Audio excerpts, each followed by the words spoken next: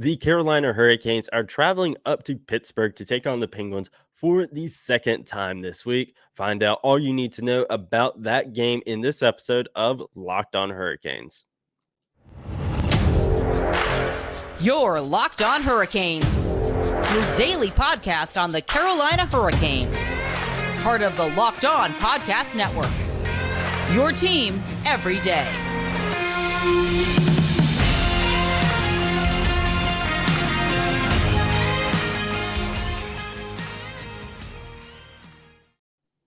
Hey there, Caniacs, and hey there, Penguins fans. I am Jared Ellis, and I am joined by Hunter from Locked On Penguins today, and we are back to preview yet another matchup between the Penguins and the Hurricanes.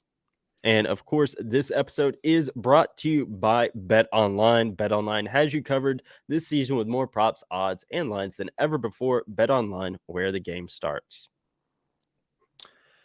I know. Third time in not even a month that the two teams are hooking up for a matchup. Second time in 4 days.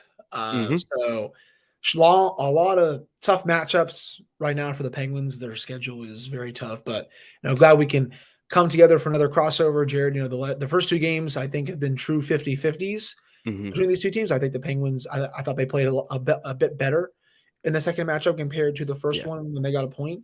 And I think this game is going to be really good as well. Yeah, I expect the same with this game as well. These teams are definitely evenly matched. One thing, with going into this game, the Hurricanes, like you said, they're coming off of a win against the Rangers, and the Hurricanes have now won 6 straight with their win over the Devils. They have taken first place in the Metro Division and are now second in the NHL. And the Penguins are, again, no slouch either. While they are third in the Metro is super stacked right now. The Penguins are 8th in the NHL. So this is a top 10 matchup in the NHL. Yeah. And, this is a potential playoff preview, sometime down in April or May. I think every other Metropolitan Division team is hoping that this ends in regulation and that it doesn't go to overtime because I was tweeting the other day, it almost seems like the top 5 or 6 teams in the Metro just don't want to lose. I was just joking that I think they're going to win every single game the rest of the way and make this sweat. And, I did see you guys had that big win against the New Jersey Devils, who have now lost 6 in a row. It turns out you do not win the Stanley Cup in November, as some other people have liked to think that they did.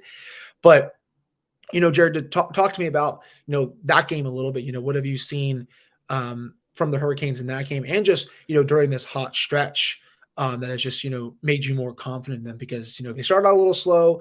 They're still dealing with a couple injuries. I know Aho, I believe, has been hurt. He didn't play in the game on Sunday against the Penguins. But, what have you been seeing lately from this team that, is just giving you more confidence? Yeah, so since the last time, we talked, they've kind of kicked that losing streak. Ever since they got shut out by the Coyotes at home, I think it was like 3-0 or 4-0. They have not lost in regulation at home. And I want to say, actually, I think in general, they haven't lost in regulation, if I remember correctly. But that seemed to be really kicking the pants that they needed to really get going. They're firing on almost all cylinders right now.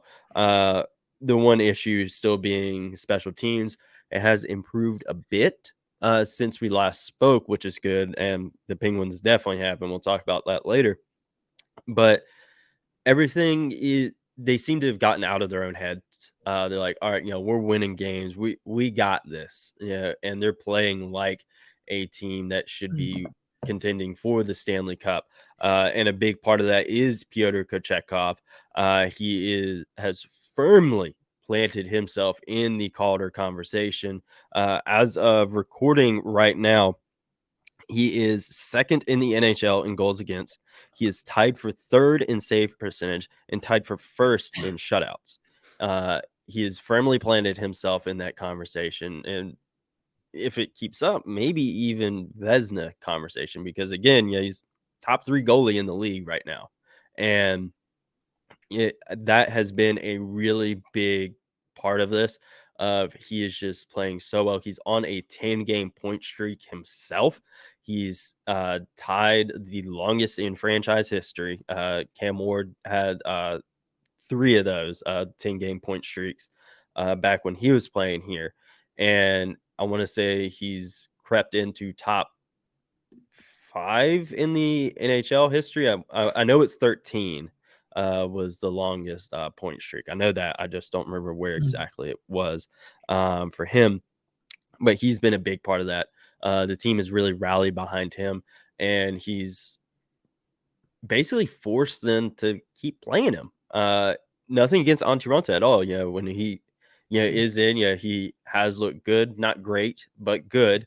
He definitely seems to be missing a step, kind of like Frederick Anderson was whenever he wasn't hurt. But he's forced himself into the number 1 goaltending spot for the Hurricanes, and the team has rallied behind it. And whenever Freddie does come back, I think it's a situation similar to Detroit. They're just rolling with 3 goalies because Piotr, he's playing so good, you can't send him back to Chicago. No, I mean, I don't think you can. I mean, in the 2 games against the Penguins this year, he's played really well. He was making some dynamite saves, I thought, in the Sunday game. I think the goals that he allowed were not his fault at all. The Raquel goal was just a tip in front, and then the McGinn shot was just a beautiful one-timer. But I was going to ask Jared, like, but you kind of answered, like, when Freddie is ready to come back from his injury, just, how do they divide up the goalie starts there? It's going to be interesting. And then, you have to think about who starts in the playoffs, because I'm sure Carolina is going to get there. That's going to be a very interesting question. And I assume that, Kotchetkov will be starting on Thursday. And, it's funny you talk about the goaltending being good there. Tristan Jarry continued his strong last 4 to 5 weeks with another win on Tuesday. He's 11-0-2 in his last 13 starts. He's getting close to, I believe, tying the record that Marc-Andre Fleury has for the longest point streak among goalies in franchise history. He is giving this team a chance to win every night, playing like the goalie that we all saw last year when he was top 10 in goals saved above expected, looking like a Vezina Trophy candidate for much of the season before he kind of slacked off towards the end of the year. But over the last 4 to 5 weeks, he, I think, is showing, I think, a lot of the fans and especially the management group that, this is for real. And if he keeps this up, he's a pending free agent. I think he could find himself getting a nice 4 to 5 year term contract with a nice raise, maybe 5.5 million. I'm always a bit hesitant to pay goalies top dollar just because I kind of view it as a running back position in the NHL. You can kind of get average goaltending of the NFL, You can kind of get average goaltending for pennies on the dollar. But right now he is showing that he is a true number 1. And, he was one of the biggest reasons why the Penguins came back and won that game on Tuesday to get back into the win column. So, definitely, it's kind of the same with, the Penguins having a really good goalie playing right now, just like how Carolina is. Yeah, it's definitely going to be a goaltending battle for sure. I definitely see a very low scoring game. I think, we'll very much see, kind of like last game of, between us, where the winner probably has like 3 goals and that's it. And that third very well could just be an empty net goal. So I definitely see something like that. These teams are definitely on the up from the last time we spoke. And, you did mention playoffs as well. I think that's a bit far out to kind of predict what is going to happen because it's months and months away. But whenever Freddie comes back, he'll obviously get his starts in there, of course. He is, technically the number 1 goalie here in Raleigh. But Piotr is definitely, gunning for that job for sure. And he heading into next season, Piotr is the only goalie under contract because he already signed his extension.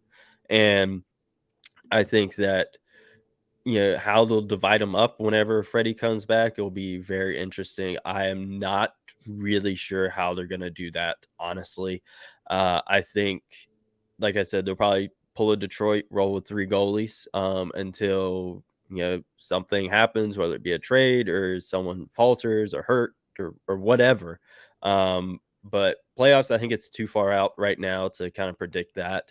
But with the way things are going, I would probably say it'd be, Piotr's the guy. He looked great in the playoffs last year. So and he's just continuing to improve this year. Yeah, I mean, I remember watching that series against the Bruins when he was starting. I believe he started a couple games, if I recall correctly, Jared. Yeah. He was solid Mm-hmm. in there, and I was almost, I think Ronta got most of the series against the Rangers. Was that? Yeah. Yeah. I figured it, but Piotr did try to fight Brad Marchand, though. I did remember seeing that. It's a tough customer over there trying to go after. Oh yeah, he doesn't take anything. He will for sure at some point in his career in the NHL get in a goalie fight. If someone's willing to drop him with him, he's going to be game for sure. I guarantee it. He'll pull a Ron Hextall and go after someone like he did with Larry Brown with Larry Brown, with the Penguins, and that stuff. Yeah. But one thing that I have noticed for the Penguins since we last spoke is that their special teams have improved a lot since we last spoke, and we'll talk about that right after this quick break, folks. Now, folks, if you're wanting to place a bet on this game, betonline.net is your number one source for all of your sports betting info, stats, news, and analysis. So get the latest odds and trends for every professional amateur league out there, from pro football to college bowl season to basketball. They've got you covered at betonline.net. If you're a basketball fan, if you're a Charlotte Hornets fan, I finally found my lucky Hornet shirt, so maybe they can turn a corner soon and get to double-digit wins. And, of course, if you're a Hurricanes fan or a Penguins fan, they got you covered as well, because BetOnline is the fastest and easiest way to get all of your betting info. So head over to the website today or use your mobile device to learn more. BetOnline, where the game starts. Now, when we last spoke, Hunter, both teams were really struggling with special teams. They're both bottom of the league, power play especially. But since we last spoke, both teams have improved. The Penguins especially. As of recording, the Penguins power play is currently sitting at 16th in the NHL at 22.9%. And their penalty kill is a third in the NHL at 84%. The Hurricanes power play is still towards the bottom. It has improved, eye test wise and percentage wise has gotten a bit better, but it's still bottom of the league at 27th in the NHL at 17.6%. Penalty kill has risen, though it is at 14th in the NHL at 80.2%. What has been a big catalyst behind the Penguins special teams looking more normal?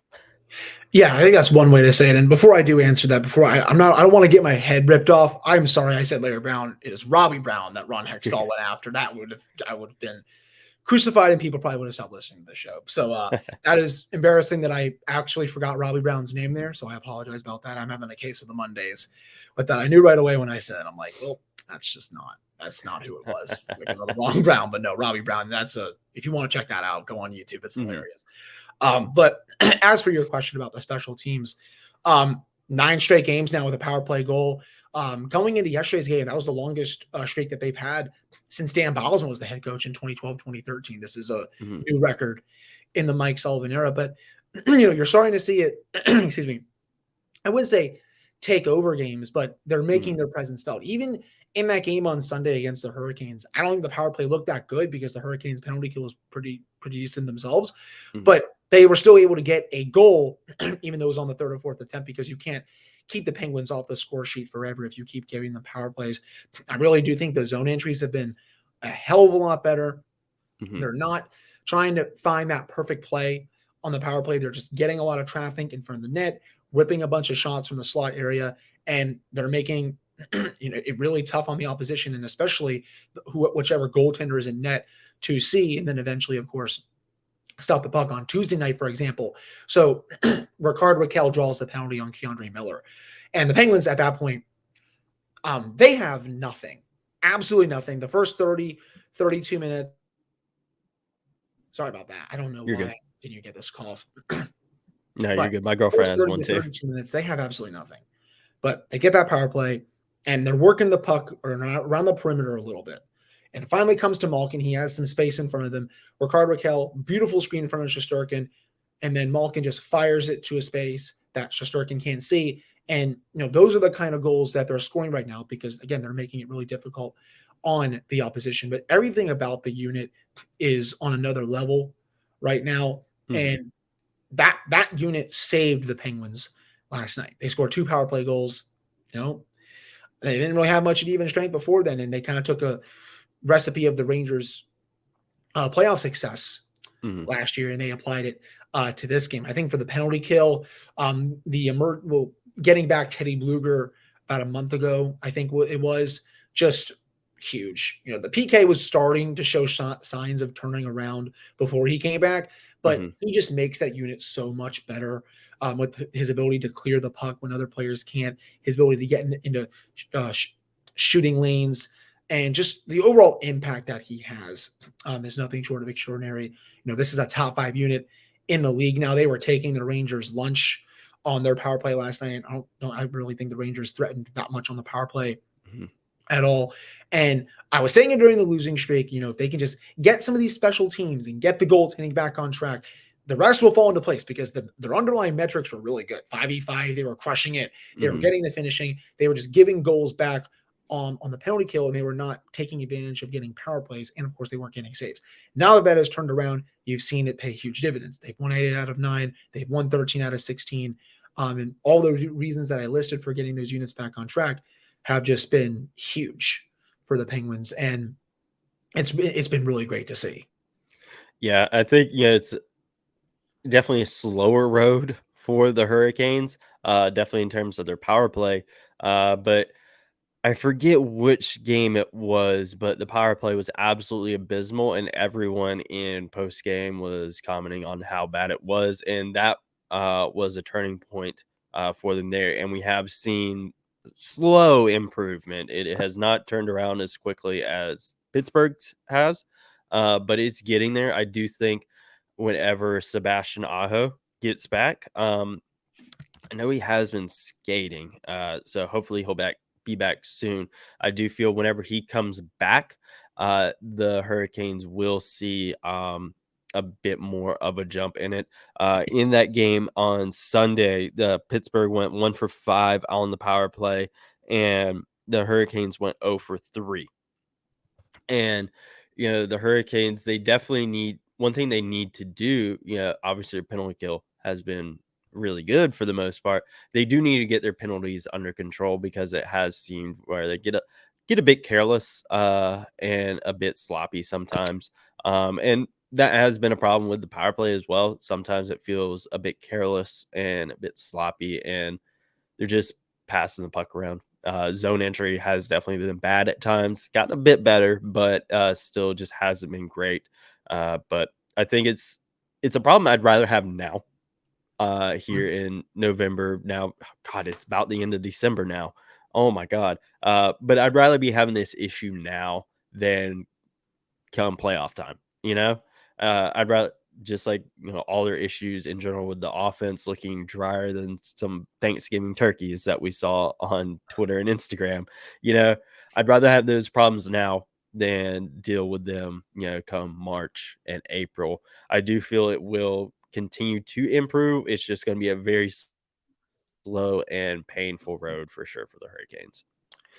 Yeah, and I do think the Penguins, they did pretty well against the Hurricanes power play on Sunday, from what I do recall. You kind of said it best. It looks like they were kind of just passing the puck around, didn't really testing Casey DeSmith as much on the main advantage. But man, that penalty kill that you guys do have, it is a very good unit. I mean, I was watching them really frustrating the Penguins in that Sunday matchup, forcing them to the perimeter, making zone entries a living hell.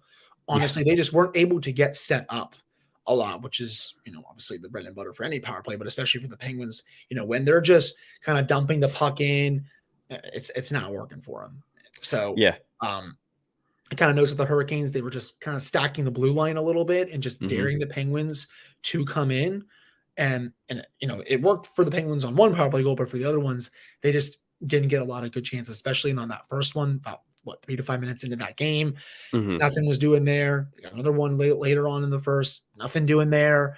That right there, if they were able to get a goal on one of those advantages, that could have set the tone for the rest of the game. But, that's definitely a matchup that I'm going to be really watching for this one on Thursday. Yes. Yeah, for sure. Special teams is going to be a big one, for sure. I think, when it comes to the Hurricanes penalty kill, it has high standards to live up to. I mean, Yeah. obviously, of recent memory over the past couple seasons, last year, especially being historically good. You look at your head coach, he was a fantastic defensive forward back when he was playing. You look at your captain, great defensive forward. I mean, it they've all over the past few years, they've always been a very stacked team in terms of defense.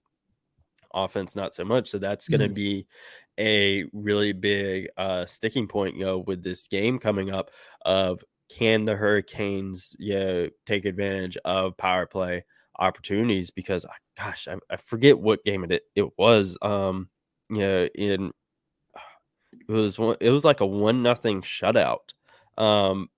But the game-winning goal was a power play goal. It was the game up in Detroit. It was back on. It was Brady Shea's first ever power play goal. He'd played like over 400 some odd games and never had a power play goal. But it was the game up in Detroit on last Tuesday on the 13th. Okay.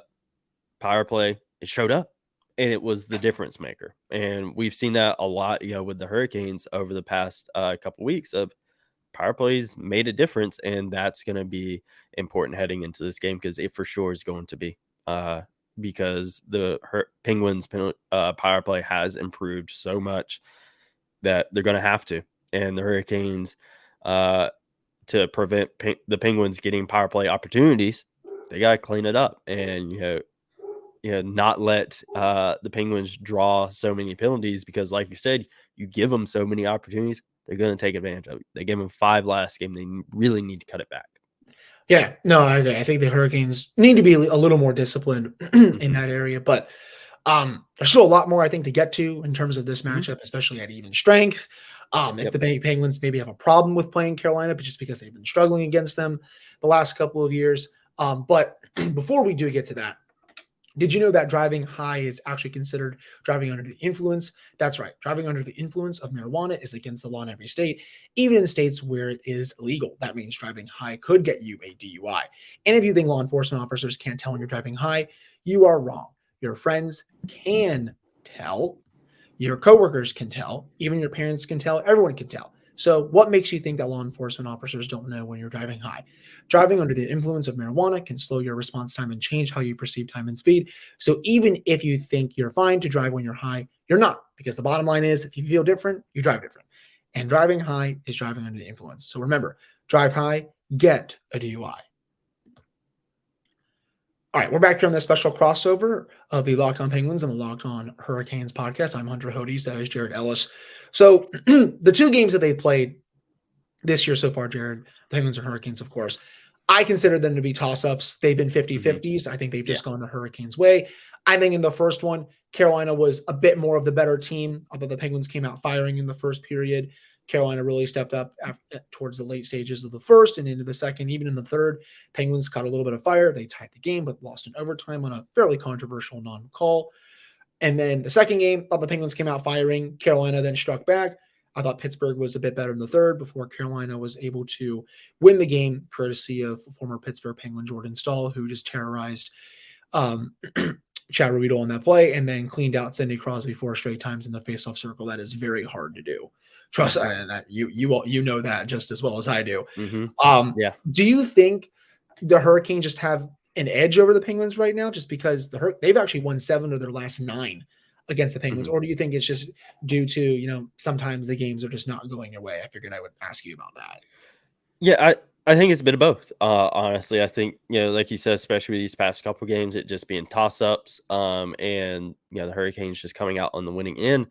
But I do think, that the Hurricanes, they've, for so long had been the team that got bullied in the Metro, and now they have Now they're the team that does the bullying, so to speak, figuratively, not literally, of course. But they know what to do to get these wins. Their core has experience now. They all have several years of experience under the belt. They played the Penguins many times. They know how to beat this team, and that's just from the player aspect. They stacked their roster really well for the most part, and then also some really good coaching as well, between, Rod Brind'amour and Tim Gleason.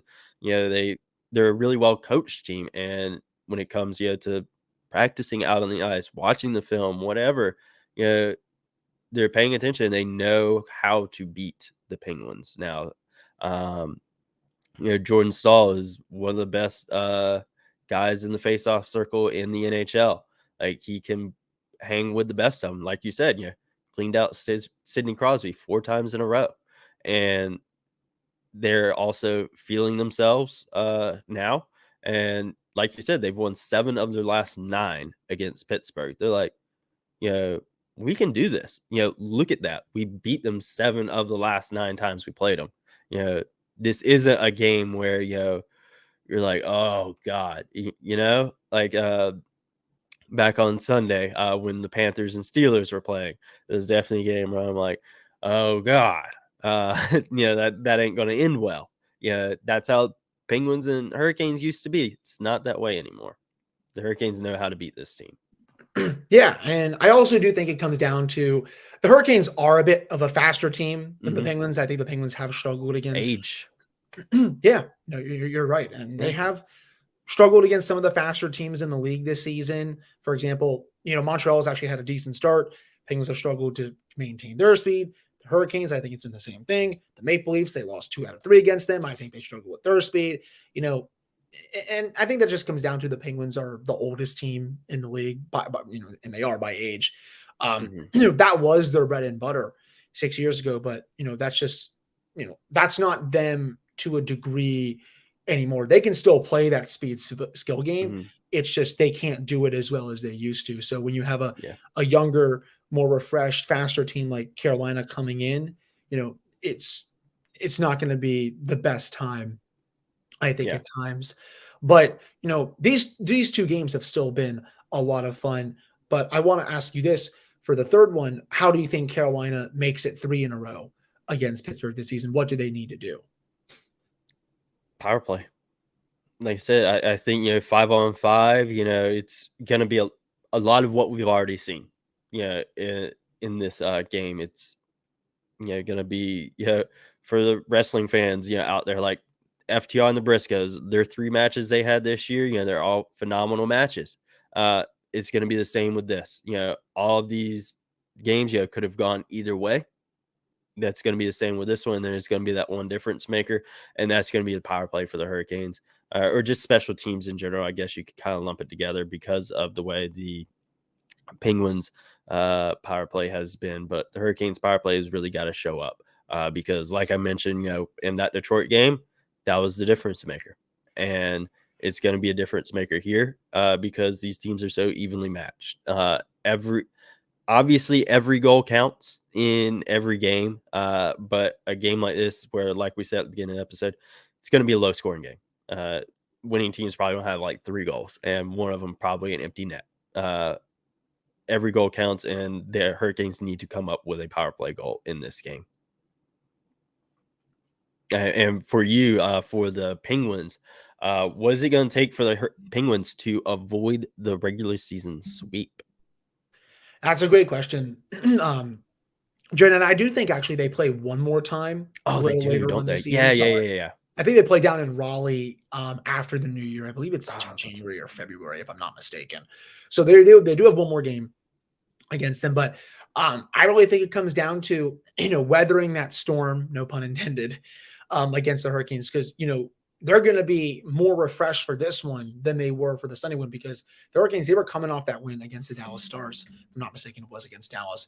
So you would think, back to back, the Penguins have the advantage, and they did, at least for the first half of the first period. They came out, let in shots. I believe it was 10-2. Hurricanes then found their game, credit to them, and they're able to win. But I do think it's for the Penguins, they have to weather that storm because Carolina is going to come out firing. They did that in the first matchup. They did that at times in the second matchup. And, they're going to have to be ready for it. The good part for the Penguins with this is at home. The Penguins have been playing very well at home as of late, 5 to 6 game winning streak for them. Tristan Jarry has to be one of their best players yet again. 11-0-2 in his last 13 starts. He has been terrific. And I really do think a lot of the Penguins' early season struggles were due to the special teams being met. And then Tristan he was playing hurt. So I didn't think of it that much at the time, Jared. But now with the level that he's playing at and how the team has really turned around, I definitely think that was a big reason why the team was struggling. So he has to be dynamite. I would very much expect him to start on this one. I do not think Casey DeSmith is going to get the start like he did on Sunday. And then, special teams as well. I want to see the power play be a bit better than they were against the Hurricanes. Can they make it 10 games in a row? Will the star players be the star players? And then, let's see if we can get some depth scoring. At times, the depth has not been that good this season. They're battling a couple injuries right now with Josh Archibald a bit banged up. Ryan Poehling left Tuesday night's game with a lower body injury. If he can't go, rookie Drew O'Connor would slot in to the lineup. I want to see, can they get some of that depth scoring in this one? Former Carolina Hurricane Brock McGinn, he scored in that last one. Could he get one in this? And, what's the matchup against Jordan Staal? He killed the Penguins in that game on Sunday in multiple ways. Is Sid going to get any revenge on him in the faceoff circle? Is, Chad Ruhwedel going to play a bit better defensively in his own zone against Jordan? He made a huge difference in that game. And again, I talked about this with Kat on Monday. I've seen him play like that so many times over the years. I'm just not surprised anymore because it's Jordan. So, those are the big keys that I'm looking out for in this one. And can the Penguins, continue to play well against some of the team's best players? In this case, Nichas and Stechnikov. Yeah, definitely I agree with all that, honestly. And a lot of what you said goes for the Hurricanes as well. Depth scoring will be big. You can't always rely on the big name guys to carry the load. One guy that you are going to have to look out for is Stefan Nazin.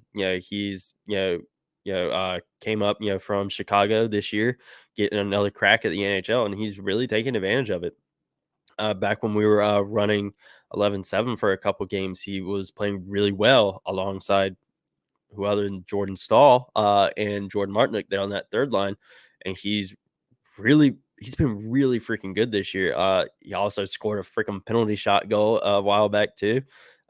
He's definitely going to be a guy you're going to have to look out for. And both teams, if they're to come away with the win, both teams are going to have to play full, complete games. As Jordan's been saying a lot this year, no passengers. Everyone's got to be out there and pulling their load and doing their job. And that's going to go for both teams, but obviously more so the Hurricanes because we want to come with the win. We want to go up 3-0 in the series this year. You're right. They do play again after the new year on January 14th down here in Raleigh. But final prediction for the game, I'm going another 3-2 Hurricanes win. I'll say, that third goal is probably going to be an empty netter. A 3-2 win with an empty netter, Jared? Yeah. Interesting. Okay. Yeah. I'll go with that. So in that instance, would the Penguins then get another 6-on-5 goal to make it 3-2 before time runs out? No. Okay. Interesting. No. Hurricanes just went in 3-2. Penguins pulled the goalie, probably Tristan Jarry, because it's tied at 2, getting pretty late into the third. And then just for you, I'll say Jordan Staal gets the empty netter too. That just sounds terrible. But hey, maybe Crystal Tang makes another miraculous play on the empty net, as he did on Sunday when it easily could have been a 4-2 final there. I do think the Penguins get a little bit of a revenge. I actually got the final score right for the Ranger game, so I'm flying pretty high in this one. I'm going to go. I'm going to actually go 4-2 Penguins with an empty net goal to seal it at the end, courtesy of Jake Gensel. He is Mr. Empty Net on this team. I do think the Penguins are able to show, I think, the fan base and the rest of some of the people around the league that they can beat this team at least at home. And I do think they will get 2 crucial points in this one. And then, of course, they will get the empty netter at the end, courtesy of Jake. But that's my prediction. Yeah, I will say overtime would not surprise me in this game. Me either. If our predictions are wrong, which let's be honest, they probably will be. Mine especially, it'll probably be wrong. The score will probably be right, but the other stuff probably wrong. But honestly, again, overtime would not surprise me with this game at all. Because again, these teams are so evenly matched, it wouldn't surprise me. And the Hurricanes went to overtime a lot as of late, so it'd be pretty on brand, really. Honestly, you're right. I mean, I wouldn't be surprised if this goes to overtime because a lot of Metro games have gone to overtime this season. Mm-hmm. So everyone just wants the 3-point games. But I'm really looking forward to this one. It's a chance for the Penguins to get some revenge. They need to be able to know how to beat this team because if they do make the playoffs, there's a good chance that they will see Carolina. Even if they don't play them in round 1, if they get to round 2, like Carolina did last year, the Penguins would have played the Hurricanes. So they need to figure it out against this team in a very quick manner.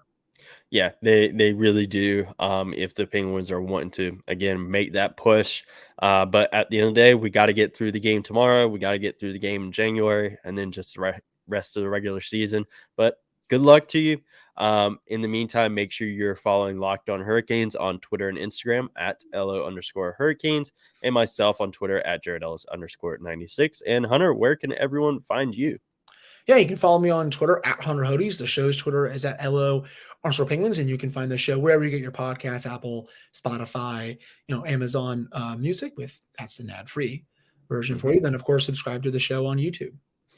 Yep. And again, best of luck to you, unless it's in fantasy football, because you're still my most hated rival in that. But he's mad that I took the title from him last year, guys. Yes, I know. But you guys have a great rest of your day, and let's go Canes. And in Hunter's case, I suppose, let's go Penguins. Let's go Pens.